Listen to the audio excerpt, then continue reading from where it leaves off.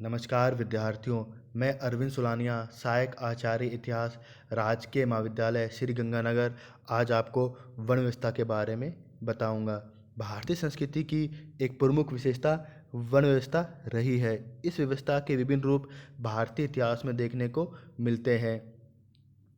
वर्ण शब्द की व्युत्पत्ति विरह धातु से हुई है, जिसका अर्थ है वर्ण करना या चुनना। इसका प्रचलित अर्थ रंग भी है। ब्राह्मण, क्षत्रिय, वैश्य एवं शूद्र, इन चार श्रेणियों को वर्ण कहा गया है।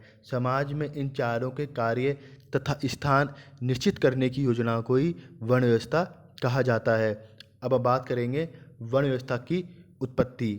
वर्ण व्यवस्था की उत्पत्ति कब और कैसे हुई, यह प्रश्न विद्वानों के लिए विवाद का विषय है। इस संबंध में मतभेद होने के कारण विभिन्न विद्वानों ने इस संबंध में अपने अपने विचार रखे हैं। हम आगे एक एक करके उनके सिद्धांतों पर अपने विचार रखेंगे। सर्वप्रथम सिद्धांत है परंपरागत कल्पना। वर्ण व्यवस्था की उत्पत्ति के संबंध में परंपरागत कल्पना का सिद्धांत सबसे प्राचीन है। इस सिद्धांत के अनुसार विराट पुरुष के अंगों से वर्णों की उत्पत्ति हुई। ऋग्वेद के 10वें मंडल के पुरुष सूक्त में चारों वर्णों की उत्पत्ति विराट पुरुष से बताई गई है। इसके अनुसार ब्राह्मण से की उत्पत्ति मुख से, क्षत्रिय की भुजाओं से, वैश्यों की जांघ से तथा शूद्रों की उत्पत्ति पैरों से हुई। चतुर्वर्ण व्यवस्था का यह प्राचीनतम उल्लेख है। यहाँ संपूर्ण सामाजिक संगठन एक शरीर के रूप में कल्पित किया गया है, जिसके विभिन्न अंग समाज के विभिन्न वर्गों का प्रतिनिधित्व करते हैं। मुख वाणी का स्थान है, अतः ब्राह्मण की उत्पत्ति मानव जाति के शिक्षक के रूप में हुई है। भुजाएं शौर्य एवं शक्ति का प्रतीक है, अतः क्षत्रिय का कार्य हथियार ग्रहण करके मानव जाति की रक्षा करना माना गया है। जांघ शरीर का निचला भाग है। इसका तात्पर्य संभवतः उस भाग से हो सकता है जो अन्न ग्रहण करता है। अतः वैश्यों की उत्पत्ति मानव जाति को अन्न प्रदान करने के लिए की गई है। पैर शरीर के भारवाहक हैं, अतः शूद्रों की उत्पत्ति समाज का भार वहन करने अर्थात अन्य वर्णों की सेवा करने के लिए हुई है। इस प्रकार यह सिद्धांत परंपरागत कल्पना का सिद्धांत कहलाता है। दूसरा महत्वपूर्ण सिद्धांत है रंग का सिद्धांत। वर्णों की उत्पत्ति का आधार रंग है।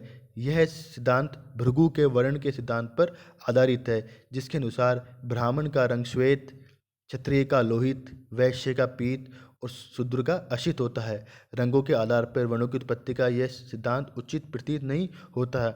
ऐसा प्रतीत होता है कि यहाँ रंग त्वचा का रंग नहीं, अपितु सत्व, रज एवं तमो गुणों के प्रतीक हैं। आज के वैज्ञानिक युग में त्वचा के रंग के आधार पर वर्णों की उत्पत्ति का सिद्धांत स्वीकार करना उचित नहीं होगा। तीसरा महत्वपूर्ण सिद्धांत है कर्म एवं धर्म का सिद्धांत। वर्ण व्यवस्था की उत्पत्ति का आधार कर्म एवं धर्म ही है। इस बात को मानने वाले विद्वानों ने सामाजिक व्यवस्था के निर्धारक को आधार बनाया है। वैदिक कालीन समाज की चार आवश्यकताओं ने वर्ण व्यवस्था को जन्म दिया। तत्कालीन समाज की चार महत्वपूर्ण आवश्यकताएं थीं: पठन पाठन व बौद्धिक व धार्मिक कार्य, दूसरी समाज की रक्षा व शासन व्यवस्था, तीसरी आर्थिक कार्यों की पूर्ति और चौथा है सेवा। इन चारों आवश्यकताओं की पूर्ति के लिए समाज को चार वर्गों में विभक्त कर दिया गया है और प्रत्येक वर्ग को अपने उत्तरदायित्व का निर्वाह करना उसका धर्म मान लिया गया। इस प्रकार यह सिद्धांत कर्म एवं धर्म का सिद्धांत कहलाता है। चौथा महत्वपूर्ण सिद्धांत है गुण का सिद्धांत। वर्ण व्यवस्था की उत्पत्ति का आधार गुण को मानने वाले विद्वान महाभारत के वर्ण पर्व में युधिष्ठिर एवं जल देवता के संवाद का उदाहरण देते हैं। इस प्रकार इस दृष्टि से जन्म से सभी शुद्र होते हैं एवं गुणों से ही उनका वर्ण का निर्धारण होता है। इस प्रकार सतोगुणी ब्राह्मण, रजोगुणी क्षत्रिय, रजो एवं तमोगुण का मिश्रण वैश्य और तमोगुणी शूद्र कहलाता है। यह सिद्धांत कहलाता है गुण का सिद्धांत। पांचवा सिद्धांत है जन्म का सिद्धांत। जन्म के आधार पर वर्ण व्यवस्था का सिद्धांत भी कम महत्वपूर्ण नहीं है। इस सिद्धांत के अनुसार प्रत्येक व्यक्ति का वर्ण उसके जन्म पर आधारित होता है, अर्थात उसके माता पिता जिस वर्ण के होंगे वह भी उसी वर्ण का होगा। ब्राह्मण का पुत्र ब्राह्मण ही होगा। यदि ऐसा न हो तो क्षत्रिय उचित कार्य करने वाला द्रोणाचार्य ब्राह्मण क्यों कहलाता। अश्वत्थामा में ब्राह्मण के गुण न होते हुए भी वह ब्राह्मण कहलाया। युधिष्ठिर क्षत्रिय थे, जबकि उनमें ब्राह्मणों के गुण थे। इस प्रकार संपूर्ण व्यवस्था का इस विश्लेषण करने से स्पष्ट होता है कि वर्ण व्यवस्था की उत्पत्ति में मूल यह प्रश्न ही है कि वर्ण व्यवस्था का आधार जन्म था या कर्म व गुण। प्राचीन साहित्य में जहाँ एक और कर्म व गुण की प्रधानता का संकेत मिलता है, वहीं युद्ध स्थल में श्री कृष्ण द्वारा अर्जुन से उसके स्वाभुचित क्षत्रिय व्यवहार करने की बात कही गई है। डॉक्टर स्वल्पदि राधाकृष्णन ने, महात्मा गांधी ने इस संबंध में अपने अपने विचार प्रस्तुत किए हैं। प्राचीन साहित्य एवं विद्वानों के तर्कों की समीक्षा करने के पश्चात यह निष्कर्ष निकाला जा सकता है कि वर्ण व्यवस्था के निर्धारण में कर्म व गुण ही प्रधानता थी, किंतु जन्म से प्राप्त स्वाभाविक गुणों को भी नकारा नहीं जा सकता था। अब हम बात करेंगे वर्ण व्यवस्था का प्रारंभिक स्वरूप और उसका विस्तार। वर्ण व्यवस्था की संरचना भारत में आर्यों के आगमन के पश्चात हुई। आर्यों ने भारत पे आगमन के बाद यहाँ के सामाजिक संगठन पर काम करना प्रारंभ कर दिया। समाज की आवश्यकता अनुसार ब्राह्मण, क्षत्रिय, वैश्य, शूद्रों में समाज का विभाजन किया गया, जिसका आधार कर्म व गुण थे। यह इस बात से भी स्पष्ट होता है कि ऋग्वेद के एक सूत्र में एक ब्राह्मण कहता है कि मैं कवि हूँ, मेरे पिता वैद्य हैं और मेरी माता आटा पीसने वाली है। इस प्रकार देवापी एवं शांतनु दो भाई थे, किंतु कर्म के आधार पर देवापी ब्राह्मण थे, जबकि शांतनु क्षत्रिय थे। यहाँ यह भी उल्लेखनीय है कि वर्ण व्यवस्था का आरंभिक स्वरूप अत्यंत लचीला था। इसमें सरलता से परिवर्तन किया जा सकता था। विश्व की अन्य सभी सभ्यताओं में भी यह दृष्टिगोचर होता है कि सर्वोच्च स्थान प्राप्त वर्ग ने ही सर्वाधिक शासकीय भोग किया है। भारतीय वर्ण व्यवस्था में ब्राह्मणों ने त्याग वृत्ति को स्वीकार किया।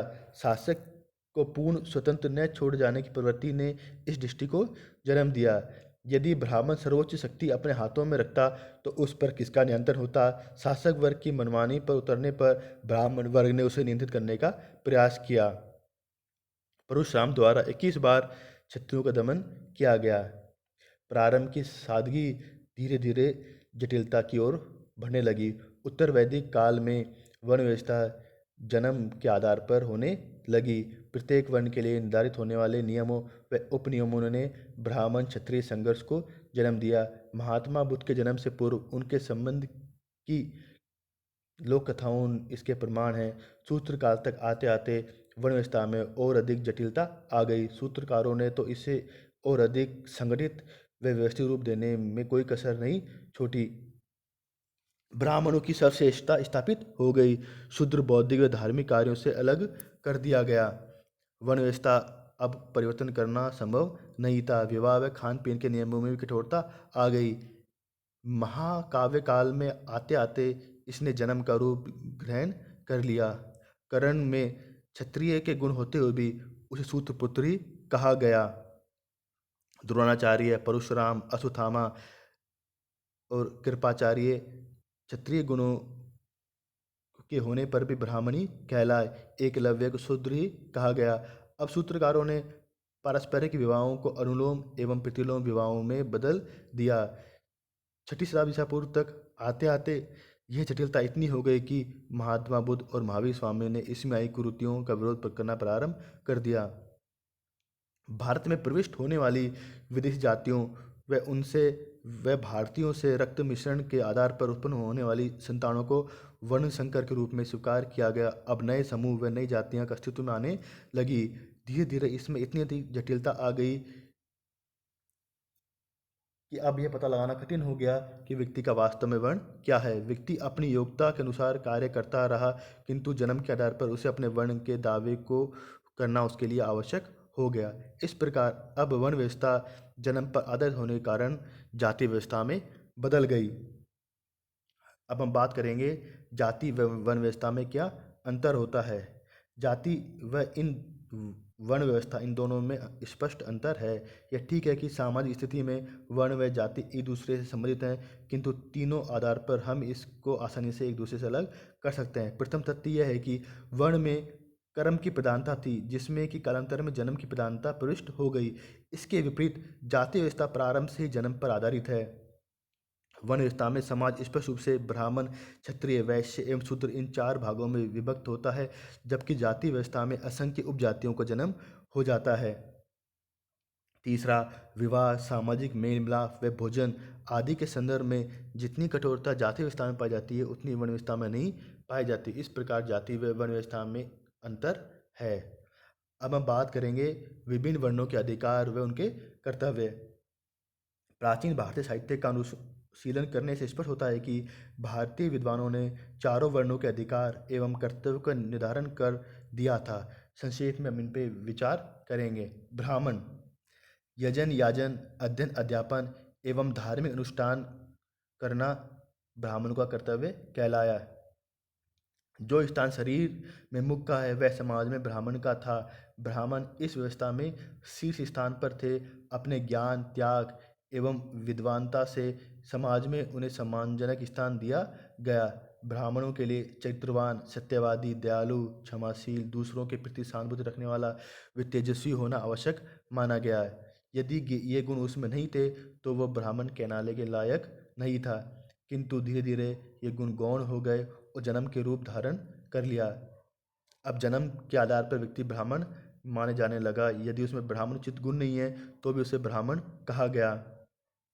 वर्ण व्यवस्था पर यदि कोई विपत्ति आती है तो ब्राह्मण शस्त्र भी धारण कर सकता है। मनु ने पुष्यमित्र शुंग द्वारा मौर्य सम्राट वृहदत्त की हत्या को उचित माना। अब बात करेंगे क्षत्रिय।